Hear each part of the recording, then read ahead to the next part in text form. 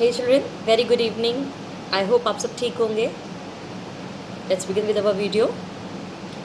In the last video, I explained to you about the digestion process in human beings. And I told you about the 5 steps which is involved in digestion.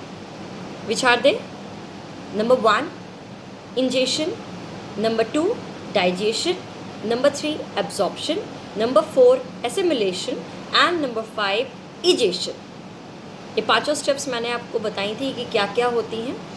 And in last video I also explain you about the digestive system in human being and I told you that we take food from our mouth, digest it and utilize its nutrition for our growth and development. मैंने आपको ये भी बताया था कि जो digestive system होता है वो that is divided into 2 parts. Number 1, that is the alimentary canal, and number 2, the glands which is related to or associated glands. जो आपकी alimentary canal है that is again divided into 6 part. Number 1, buccal cavity. Number 2, esophagus, or we can say that food pipe. Number 3, stomach. Number 4, small intestine.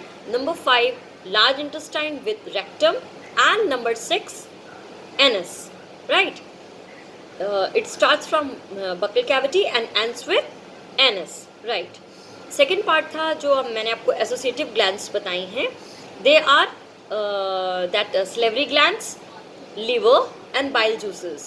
What is the function of these glands? They secretes enzymes and other digestive juices which helps in the process of digestion. Right? Okay. फिर मैंने आपको एक एक करके explain करने को बोला था और मैंने आपको बकल कैविटी को एक्सप्लेन किया था. In a buccal cavity or mouth, buccal cavity we can say buccal cavity or mouth. आप अगर नॉर्मल इंग्लिश में बोलेंगे तो दैट इज़ अ माउथ, और अगर आप पर्टिकुलर साइंस की लैंग्वेज में बोलेंगे that is called buccal cavity. Right. मैंने आपको बताया था कि आपकी बक्कल कैविटी के अंदर 3 पार्ट्स होते हैं. क्या? Teeth, tongue and slavery glands. Teeth का फंक्शन आपको पता है, टीथ क्या करते हैं, प्लस वो 4 पार्ट्स के होते हैं that you already know, that I have already explain in the last video. फिर स्लेवरी ग्लैंड का फंक्शन क्या होता है, फिर आपके टंग का फंक्शन क्या होता है. अगर आपको याद हो तो मैंने आपको बताया था कि कौन सा एंजाइम प्रेजेंट होता है जो कि स्टार्च को सिंपल शुगर में कन्वर्ट करता है. क्या होता है बताएंगे अगर किसी को कुछ याद होगा. अगर I will ask you these question when we are in that online session. Right. Okay, now today I am going to start with the next part that is called esophagus. Okay. जैसे कि हम जब food को खाते हैं, हम कोई भी फूड अपना खाते हैं, कोई भी चीज़ को च्यू करते हैं, टीथ आपके च्यू करते हैं, जो आपका सलाइवा होता है उसको मॉइस्ट बनाता है, प्लस जो टंग होती है वो आपके फूड को उसको पुश करने में, सॉलो करने में हेल्प करती है. अब आपने क्या किया, आपने जो उसको खाया, द टंग जो भी खाया आपने उसको च्यू किया, वो पेस्ट बन गया आपका, वो पेस्ट बन गया और आपका स्टार्च का डाइजेशन भी शुरू हो गया बिकॉज ब्रेकडाउन हुआ स्टार्च का और वो सिंपल शुगर में कन्वर्ट होना शुरू हो गई. Now what is the second part? Pharynx. जो हमारा पाइप यहाँ जुड़ा होता है, जो एसोफेगस से आपके जोड़ता है, गले से आपके एसोफेगस से जोड़ता है, that is pharynx and oesophagus. अब क्या होता है, the tongue pushes the chewed food into the muscular tube called pharynx. हम एक ट्यूब लाइक स्ट्रक्चर होता है छोटा सा जिसको हम लोग फेरिंग्स बोलते हैं, जो कि ऑलरेडी हम लोगों ने उसमें हम पढ़ेंगे, रेस्पिरेशन में पढ़ा हुआ है, क्लास अभी पढ़ेंगे. Right, you are in class 7. Sorry, you will study about the pharynx in the when we study about respiration and respiratory organs. Okay, जो pharynx से connect करता है esophagus को, that is a muscular structure that is called pharynx which connect the esophagus. फिर क्या करती है, tongue pushes the chewed food into a short muscular tube that is called pharynx, and from the pharynx the food goes into a long narrow muscular tube that is called esophagus or food pipe. Okay, when slightly digested food. अब मैं यहाँ पे slightly digested food इसलिए कह रही हूँ क्योंकि वो आपका पेस्ट बन चुका है, वो आपने ऑलरेडी वहाँ पे डाइजेशन स्टार्ट हो चुका है बिकॉज वहाँ पे शुगर का स्टार्च का ब्रेकडाउन होना शुरू हो गया है इनटू सिंपल शुगर में. So I can say that when the partially digested food enters the food pipe, the wall of food pipe start contracting and expanding. This contracting and expanding movement is called peristalsis, or we can say that the pushing down of a food by the wall of esophagus in a wave-like action is called peristalsis. Peristalsis or peristaltic movement. I am repeating this thing. The pushing down of a food, the pushing down of a food by the action of esophagus, wall of esophagus in a wave-like action. This movement is called peristalsis or peristaltic movement. If sometimes I ask you what do you mean by peristalsis, so what you will say? The pushing down of a food by the wall of esophagus in a wave-like manner or wave-like action is called peristalsis. Right? That is clear to you? Okay अब क्या हुआ, mouth में chew हुआ था, mouth में chew होने के बाद वो फेरिंग्स के थ्रू आपके ओसोफेगस में गया. आफ्टर ओसोफेगस अब वो कहाँ पहुंचा? स्टमक में. That is the third part. Number 1 is a mouth और बकल कैविटी. नंबर 2 ओसोफेगस और food pipe. Now the third part कहाँ पहुंचा वो? स्टमक. नाउ स्टमक क्या है आपका? Stomach is a J shape. अगर हम ध्यान से देखें, अगर आप डायग्राम देखेंगे, that is a J shape organ, thick wall, with a thick wall, and it is present in a left side of abdomen. आपके पेट जो आपका होता है, आपका जो चेस्ट के नीचे का पूरा पोर्शन है, वो स्टमक नहीं होता. That is not a completely stomach. वो एक आउटर कवरिंग होती है, उसके अंदर स्टमक होता है और भी बहुत सारे ऑर्गन्स होते हैं. सो जो आपका स्टमक होता है, that is a J shaped and that is present in the left side of your abdomen, right? And it is a widest part of the alimentary canal. अगर हम पूरी एलिमेंट्री कैनाल की बात करते हैं, buccal cavity, oesophagus, stomach, small intestine, large intestine and anus, इन सब में सबसे ज़्यादा वाइड कौन सा होता है? आपका स्टमक होता है, and that is a J shaped. Okay, अब क्या होता है वहाँ पे स्टमक में? स्टमक की जो इनर वॉल होती है, that contains gastric glands. And what is the function of these gastric glands? They produce hydrochloric acid, they produce mucus, and they produce pepsin. Gastric glands are present in the inner wall of the stomach. Remember and listen to me very carefully. ये बहुत important है आपके लिए, because ये सारा का सारा detail में आपका क्लास 9th में है. अगर ये बेस है, अगर आप ये नहीं पढ़ेंगे, so you are not able to cope up with the syllabus of class 9th. So listen to me very carefully. Okay, जो आपका फूड स्टमक में आ गया. Stomach is the widest part of the alimentary canal. It is J shaped organ and the inner wall, thick inner wall होती है उसकी, and the inner wall has gastric glands. And what the gastric gland do? It produces 3 substances inside the stomach. Number 1 HCl, that is called hydrochloric acid. Number 2 pepsin, and that is enzyme. Pepsin enzyme, अभी मैं बताऊंगी इसका function क्या है. And mucus, right? Now what is the function of HCl, hydrochloric acid? Hydrochloric acid kill all the bacteria that enters with our food. It makes medium acidic and it kills all the bacteria. Suppose हम कुछ भी खाते हैं, हम बाहर खाते हैं, sometimes we eat street food. Delhi का स्ट्रीट फूड बहुत फेमस है, वो सब हम सब की कमज़ोरी भी है. सो समटाइम्स वी ईट समोसे, वी ईट गोलगप्पे, we eat some burger, any road side food जो दिल्ली का बहुत फेमस है. और आप लोगों को तो मैंने सुना है कुछ बच्चों को मोमोज बहुत पसंद है. सो हम वो सारी चीज़ें खाते हैं. समटाइम्स इट हैपन कि उसके साथ कुछ बैक्टीरियाज भी अंदर जाते हैं, लेकिन हमारा पेट खराब नहीं होता, स्टमक खराब नहीं होता. क्यों नहीं होता? Because HCl kills all the bacterias जो कि हमको नुकसान पहुंचा सकते हैं, हार्म पहुंचा सकते हैं. तो वो हमारे पेट में जाके जैसे ही वो पहुंचते हैं, तो जो हमारे HCl होता है वो उनको किल कर देता है, बिकॉज वो सारा का सारा मीडियम जो है एसिडिक बना देता है, जिसके कारण वो सारे बैक्टीरियाज मर जाते हैं. That is clear to you. Now number 2, mucus. अब mucus का function क्या है?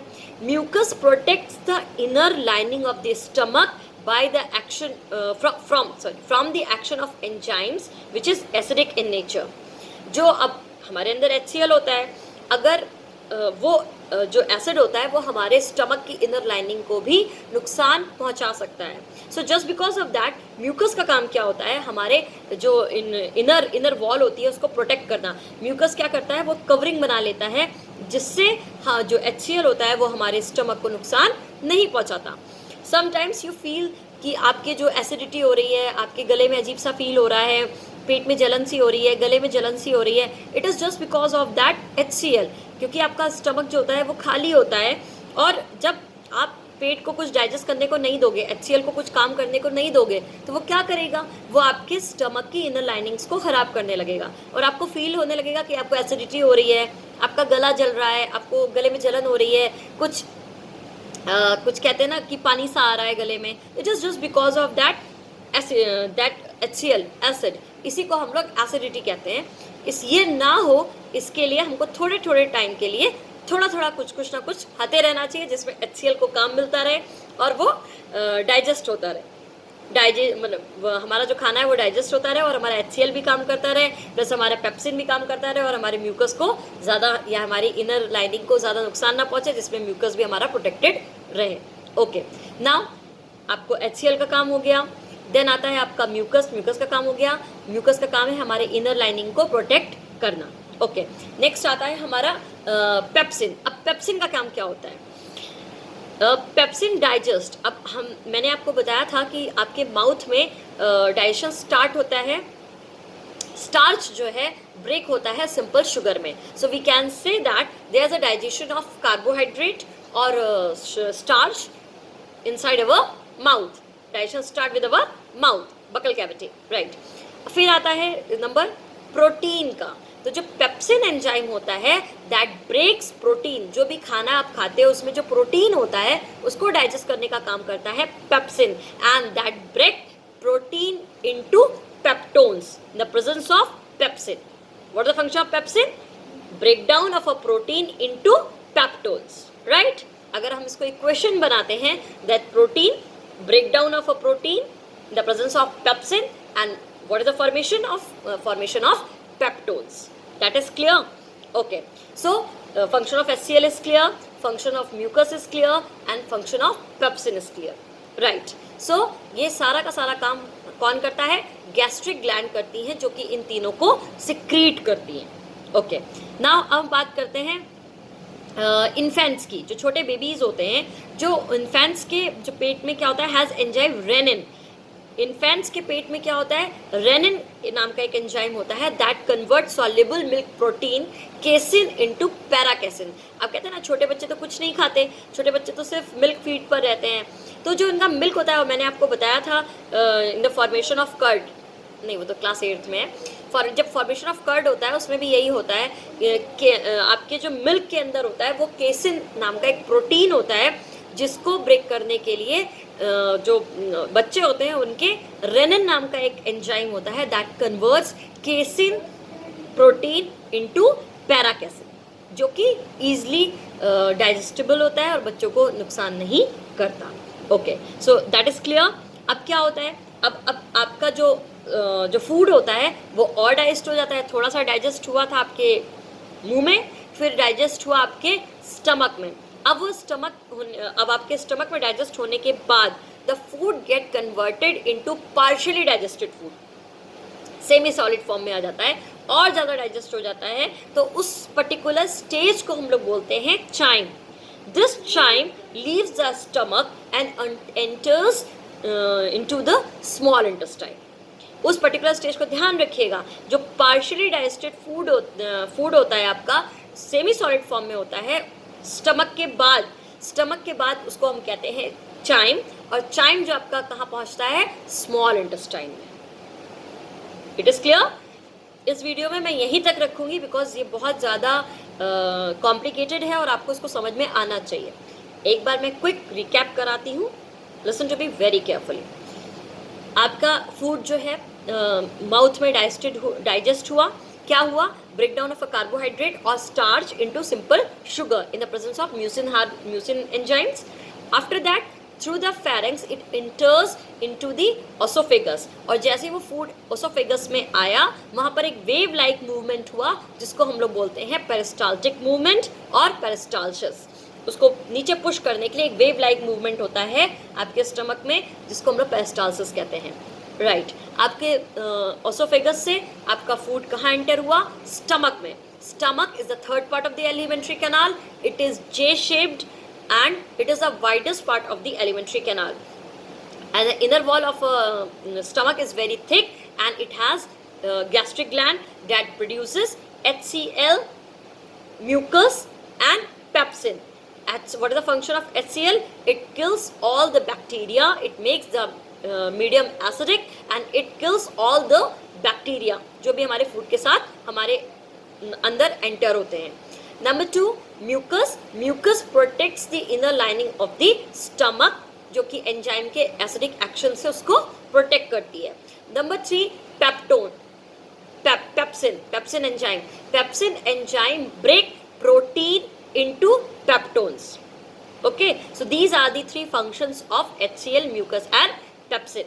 Okay, मैंने आपको इन्फेंट्स के बारे में बताया. इन्फेंट्स के अंदर एक रेनिन नाम का एंजाइम पाया जाता है जो कि केसिन मिल्क प्रोटीन को कन्वर्ट करता है पैराकेसिन में, जो कि वो इजिली डाइजेस्टेबल होता है बच्चों के लिए. फिर आपका जो पार्शियली डाइजेस्टेड फूड है वो सेमी सॉलिड फॉर्म में आ गया, and that enters into the small intestine, and that stage of a food is called chyme. Okay, that is all clear. Read it, that is already given in your book. Listen my video, then you understand it properly. If you find any difficulty, then we will meet in online session and I will discuss you each and everything. तब तक अपना ध्यान रखिए. Do your assignment. Take care.